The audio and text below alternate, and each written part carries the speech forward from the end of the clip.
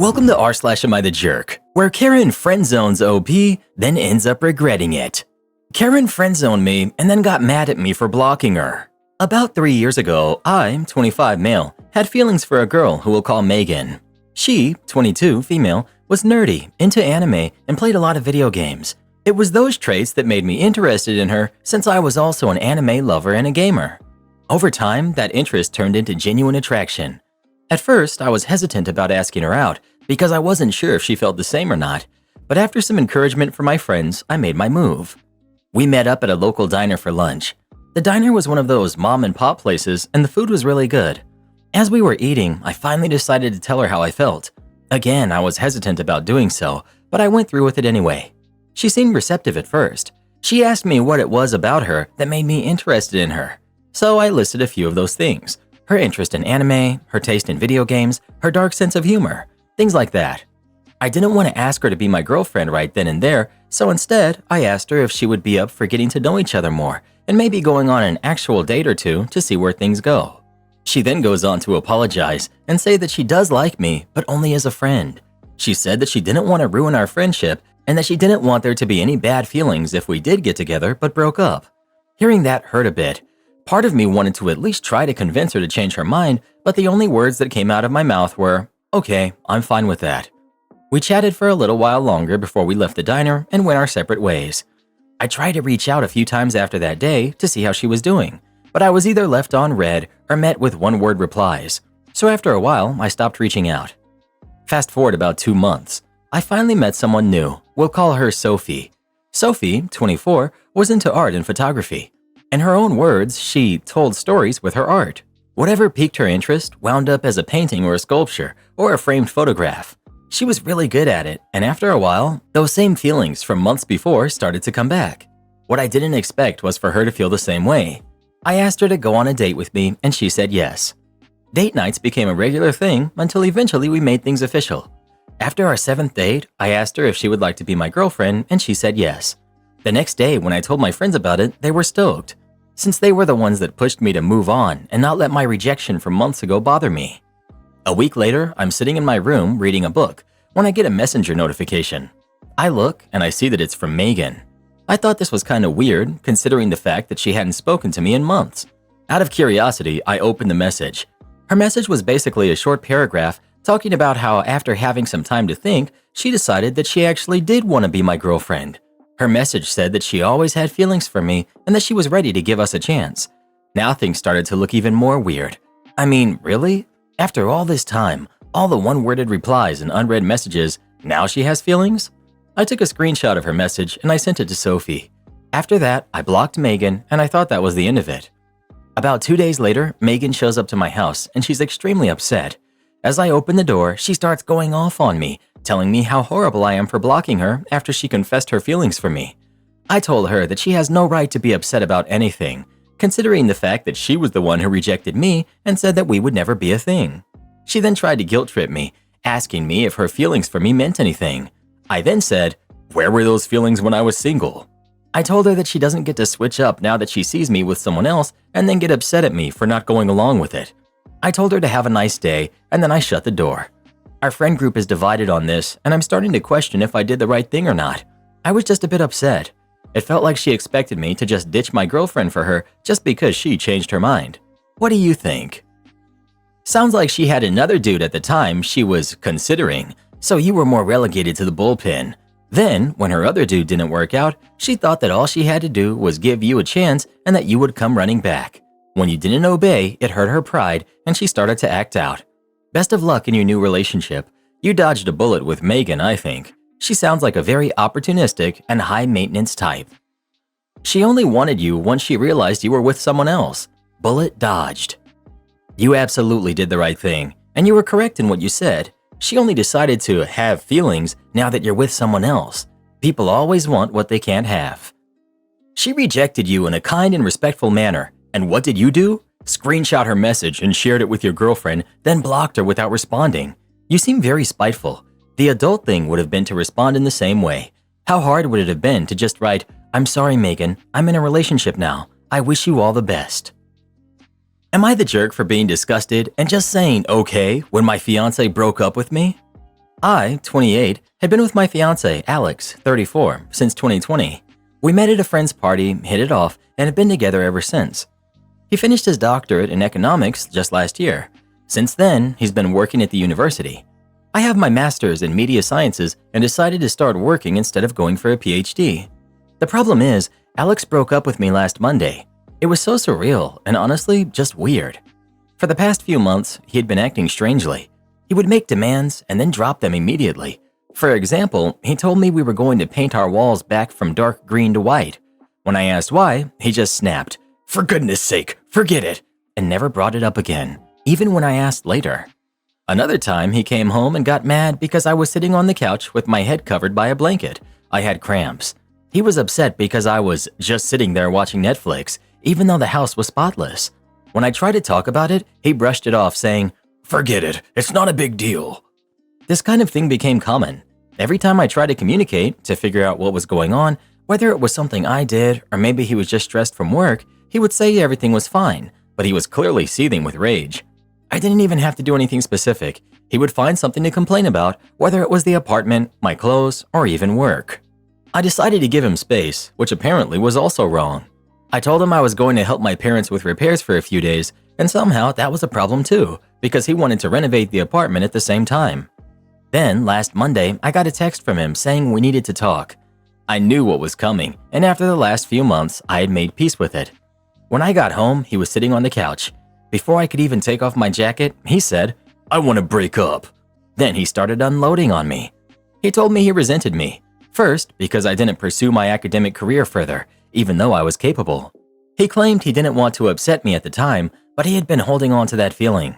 Then, when I started making more money than he did, since he wasn't making much as a PhD student, he felt like I should have had the final say financially, and he hated it.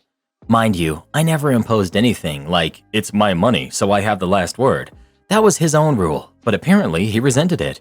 He said he hated our paint scheme, the couch, and even our crock pot. Then he told me that he had rejected a better PhD program abroad just to stay here because I had already started my job by the time he got the acceptance letters. He never even told me he had applied overseas. He said a few months ago he checked in with a friend who joined that program and saw how they were thriving. That's when he decided I had ruined his life. He told me I had too much control over everything, and he hated the idea that I could just decide not to pay for things and do him over. I honestly don't even know what that meant. He also said that he hated that all of his friends loved me and never let him vent about me. Then after all of that, he just said again, "I'm done." I was floored. I had already come to terms with the idea that we were ending, and although it hurt, after hearing that rant, I was just disgusted. I looked at him, probably with a disgusted expression, and said, "Okay." He lost it. He said that was exactly what he meant, that my reaction was awful. He said we had been together for 4 years, and all I had to say was, "Okay," to our breakup. I just asked if he wanted to stay in the apartment while he figured out where to go. His response, "Typical. Of course you're holding the apartment over me." He started ranting again, so I left. I told my parents about the breakup, and they're as confused as I am. My dad suggested I reach out to our landlord and explain the situation to see what my options are. I can easily continue paying the rent on my own. Alex used to cover utilities and some subscriptions. Just to be clear, I never had a problem with our financial arrangement. I saw that Alex was pursuing his dream, and that was more important to me than a strict 50-50 financial split. I make good money and I'm happy at my job. I never saw it as slaving away. I always viewed my money as our money because we were building a life together. Of course, I had my own savings and fun money, but I honestly didn't care. As long as I felt he was working towards something and not taking advantage of me, I was fine with it. More than fine, really. But Alex is still mad. He's alternating between texting me robotically about the logistics of the split and being a seething jerk, complaining about everything. I'm not even hurt anymore. I just feel nauseated by him. I don't know. Should I have reacted differently? And just to clarify, I don't feel like a victim. I feel like something happened and my relationship just turned bad. Alex behaved like a jerk, but that's the extent of it. Clearly, something else is going on with him, but he doesn't want me to be a part of it. I have to respect that. Now I just need to untangle myself legally from him, and after that, I'll be left with my ugly green walls. I think I might adopt a cat since he was allergic. Not the jerk. He basically doesn't like you or anything about you. What are you supposed to do? Beg for his love when you can find someone else who will give you their love readily? Nah, sorry this happened and that you were blindsided, but this will be a good thing in the long run. On to the next. And he sounds jealous, insecure, and emotionally stunted. If what you've written is how things played out, then you dodged a huge bullet. Not the jerk. Your response was exactly what I would have said in this situation. I've been with a man like that. They want drama. They want toxicity. They will mess up your life out of pure insecurity. You dodged a massive bullet. I'm sorry this happened and you deserve better. Wish you the best. Where's all the people that say things like, I feel like a lot of things are being left out, like there are on all the men's posts. Want to ground me? Fine, deal with the consequences. This happened a while ago when I was about 13. I was on a family vacation with my best friend. We were supposed to stay at the lake for 5 days and then head back home. My mom can be quite difficult, so I wasn't too surprised when she started having a bad attitude with me. By the 3rd day of the trip, I was exhausted. I had spent the whole day on the lake and all I wanted to do was lie down in the tent and sleep. Just as I was about to rest, my mom decided it was the perfect time to ask me for help. She wanted me to carry my little brother to the lake, give him a bath, and bring him back. He was about a year old at the time. I was so drained that I told her no and suggested that she do it herself. The walk to the lake was about 10 minutes and I was too tired to manage it. My mom did not take that well. She started screaming at me, telling me that I was a terrible sister and child because I never helped her and other such things. After about half an hour of her yelling, she asked again if I was ready to help. I said no and added that she hadn't even left the van all day, so she should have plenty of energy to do it herself. This enraged her even more. She stormed off to my dad, telling him to pack everything up, take away my phone, and that I was grounded until she decided otherwise. I was forced to ride home with her alone in the car. We had 2 cars because there wasn't enough room for everyone in one. During the 2-hour ride, she lectured me nonstop about respect, how I should behave, how I needed to help more around the house, spend more family time, and that I needed to get a hobby because in her view, I was always on my phone. Cue malicious compliance. If she wanted all of that, I could manage. We got home around 11 p.m. and even though she didn't go to sleep until 3 a.m. for some reason, I made sure to get up at 9 a.m. sharp. That's when I decided my new hobby would be playing the flute. And I didn't just play it. I played it badly and loudly, right in the yard. It was so bad that my brother started crying, even though they were in their room on the other side of the house with the windows closed. When my mom came out to go off on me, I was nothing but polite. I calmly reminded her that I was outside, getting a new hobby, just as she had instructed. She couldn't say anything. For the next 2 weeks, I kept the house spotless, but every day I made sure to go to bed early and wake up even earlier, ready to blast my flute for an hour, gradually shifting the time until I was playing as early as 5 a.m. By the end of 2 weeks, the punishment wasn't officially over, but I was slowly driving my mom insane by ruining her sleep schedule, and I knew it. I also started lecturing my parents about their manners, and they couldn't say anything because they knew I was right. I made a point to spend all day glued to either my mom or dad, talking their ears off, forcing them to watch those awful educational films that nobody likes, and making them participate in family bonding activities like baking cookies. I would also leave small messages everywhere, and when they asked me to clean up, I would say, "Sorry, I already cleaned the house today. Could you do it?" I was wearing them down, eating away at their sanity in free time, either by constantly nagging them or suddenly waking my brother up and leaving them to deal with a cranky baby all day. After about 2.5 weeks, my mom had had enough. She gave me my phone back, and that was the end of it. It's been 2 or 3 years since then, and I haven't been grounded since. You sound like a little jerk to me. Am I the jerk for telling my husband I won't be going to his birthday dinner since he asked if I would leave early anyway? For context, I'll be 38 weeks pregnant on my husband's birthday this year. The previous week, I reluctantly allowed his sister to pick up my daughter from school so she could spend the day with her and his parents.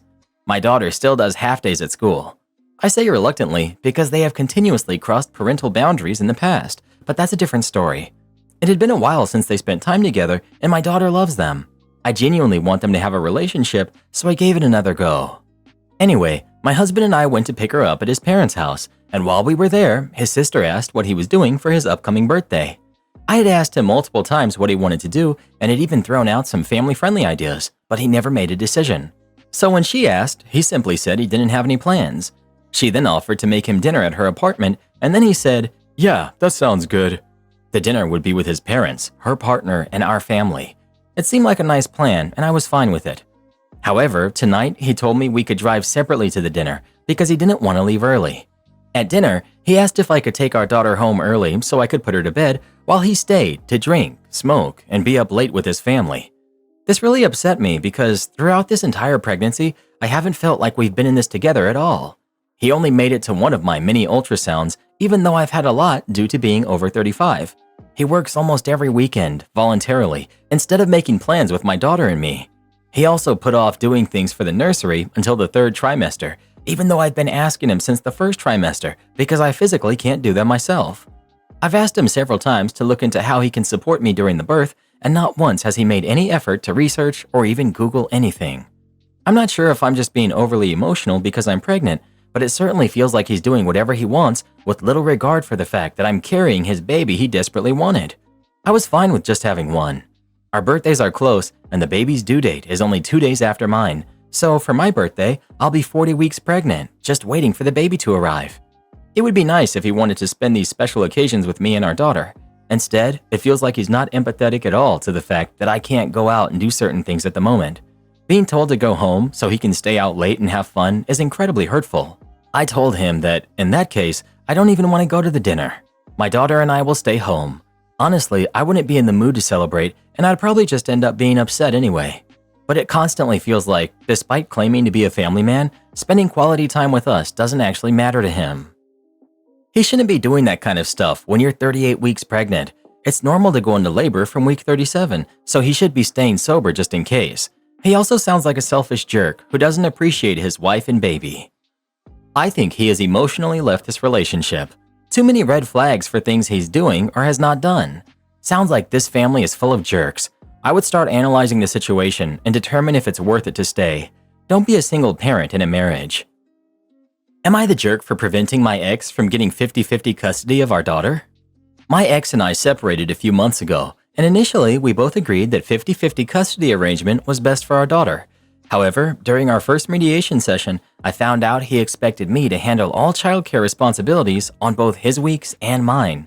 He also wanted me to pick her up in the morning before he went to work and bring her back after his shift if I couldn't find childcare. I wasn't okay with this, and I told him so. The mediation didn't get anywhere because he kept insisting that all childcare duties should fall on me since I had always done them in the past. After the mediation, we continued to argue. I made it clear that 50-50 custody means each parent is fully responsible during their time with her.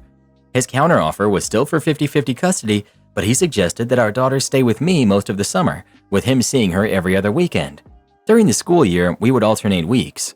I refused again, telling him 50-50 custody means 50-50 all year long, not just when it's convenient for you. That seemed to finally get through to him.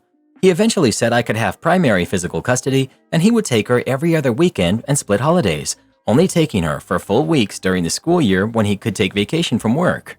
Now he's told his family about our disagreement and they've been texting and calling me, accusing me of stealing her from him. They believe I should continue to handle all childcare duties since he works so hard and needs the help. His mother, in particular, was very vocal, so I asked her why she didn't volunteer to pay for childcare if she was so concerned. She responded that it was too expensive and not her responsibility, to which I replied, "I'm not your son's nanny." I told the rest of his family the same thing.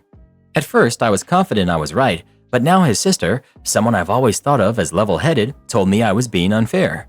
She said my ex has never had to handle these responsibilities, so it's unreasonable to expect him to start now after so many years. Am I the jerk for insisting that he be responsible for our daughter during his time, which is ultimately why he's not pursuing 50-50 custody anymore? Edit. I've been very careful to keep our daughter out of earshot during any verbal conversations about this, and I don't let her play with my phone so she won't stumble across the text exchanges. She loves both of us, and I don't want her involved in these matters. Edit 2. I didn't mention earlier, but we can each schedule and pay for the childcare time we need.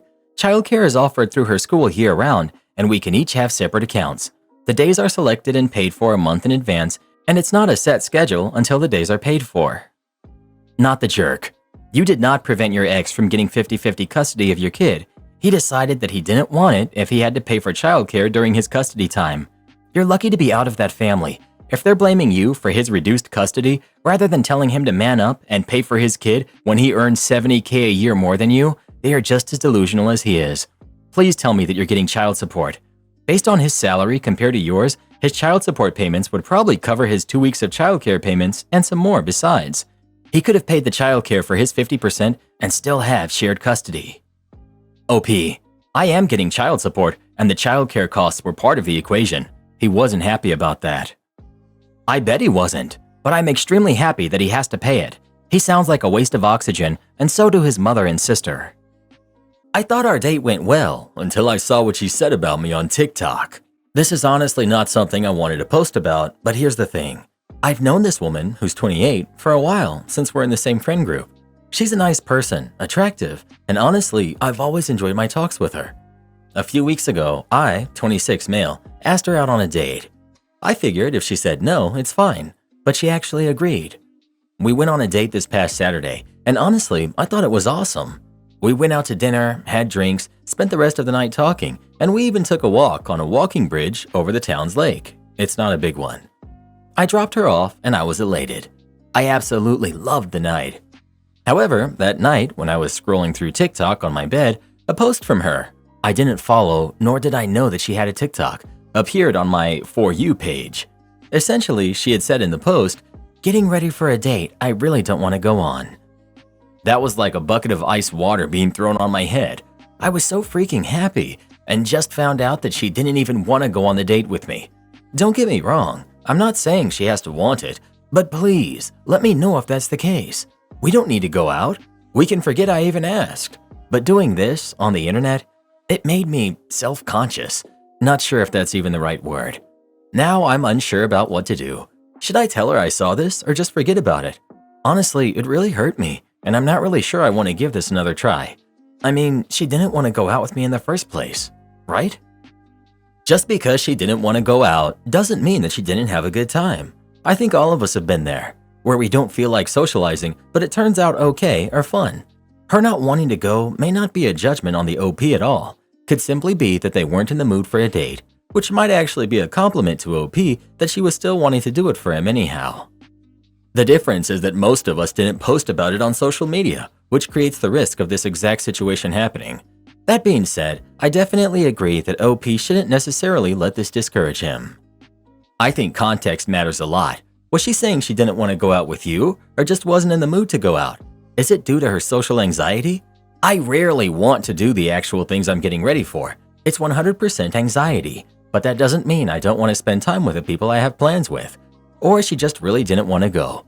I don't know her and I didn't see her video. My only point is that phrase alone doesn't necessarily speak to her feelings about you. I think you might be reading into it too much or need more info. Dating in general sucks. No one wants to do it, especially a first date. There's so many reasons someone may not want to go on a date at any particular time. She may have had a great time despite not wanting to go. You have to see how it goes. Bro, ignore all of these fools making excuses for the wild crap that some people be doing. It's common sense, bro. You don't post TikToks about how you don't want to go on a date with this new guy about to pick you up. That's rude as heck and straight up disrespectful. It's not okay, period. Some of y'all need to get that through your heads. I ain't even surprised that y'all trying to justify this crap. I'm telling you, bro, the dating game is impossible these days, and this is why most dudes ain't even trying no more. You may be attractive, but I ain't finna deal with your crazy self posting TikToks about how you don't even want to go on this date that I'm about to take you on. Ignore these fools, bro. They gon' make excuses no matter what the chick does because they dumb as heck. Wow. I hope you know that everything you just said makes you sound like a total idiot. I can barely understand you with your lack of basic grammar. Did you ever attend any sort of schooling whatsoever? I could tear apart literally everything you said, but you wouldn't be worth my time. She can post whatever she wants on TikTok, and if you have a problem with that, that's on you and she deserves better.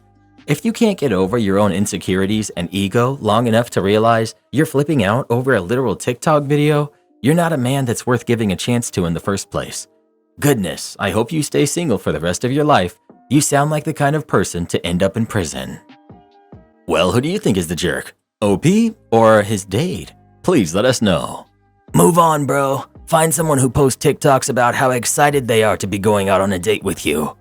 My husband has ruined both of our lives by asking me to double up his lunch serving for work.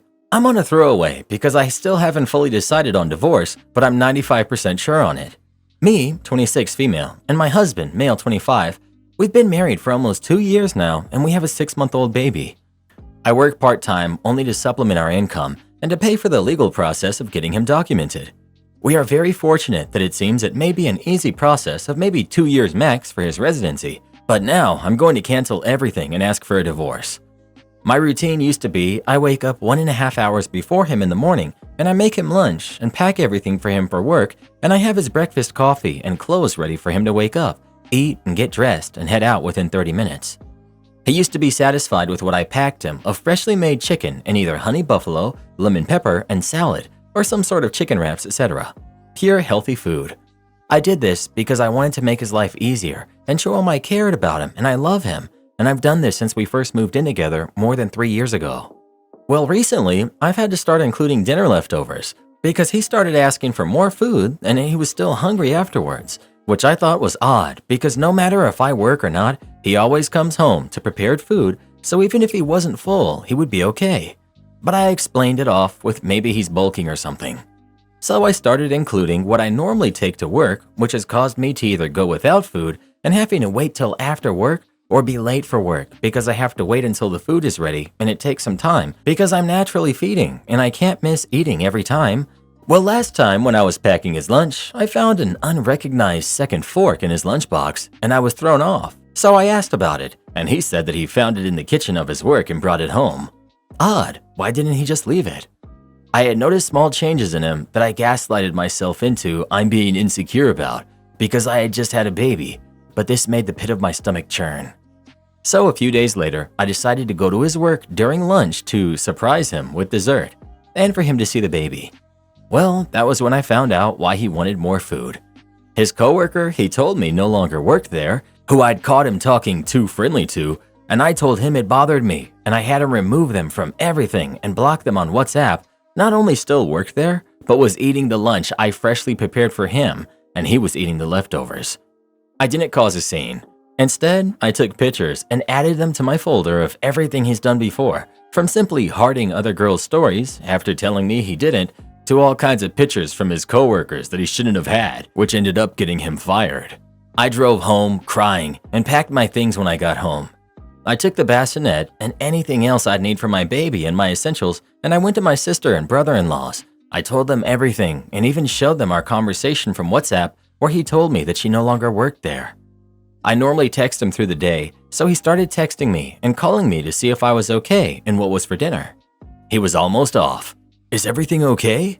And then he got to the house an hour earlier than usual, which also has me questioning if he's been lying about what time he gets off too, and saw mine and the baby's things gone, and my letter that he had 7 days to leave my house, and that he can communicate with my mother to see the baby when I'm at work or whenever he wants to see her. Just let her know and I'll drop off the baby with her. I, for the time being, don't want anything to do with him, and I left the printed photos of them eating lunch together laughing under the letter. Later that night, when I decided I no longer wanted anything to do with him, I informed the lawyer. We had a group WhatsApp chat with me, him, the lawyer, paralegal, and my brother-in-law, our co-sponsor, that I no longer was going to need his services, and then messaged the lawyer privately to ask if I could maybe move our contract and the money I paid so far over to his divorce and family practice. He said unfortunately no, there's some clause or something that if we decide to no longer pursue the case, we lose the money we've invested, and also that his immigration practice is a partnership with different people than his family one. But he will just leave our case open till we get a response for our next appointment from the government, and if we haven't worked things out by then he will just cancel everything. Well, this caused him to go insane because now if he doesn't get papers, he has to choose between his daughter and parents. To either risk never seeing his parents and family again or never seeing his daughter again if he goes over there. He's begging me to the point I blocked him on everything. He's came to my brother-in-law's house and been told to leave or we're calling the police. Then he later came back drunk with his buddies who then were all scared off by my brother-in-law and his shotgun. I feel so lost, broken, and depressed. I also have security at work to make sure he doesn't show up at my office. My sister tells me to leave him, but not to divorce him so he can never get with anyone else and get papers, but I can't do that to him.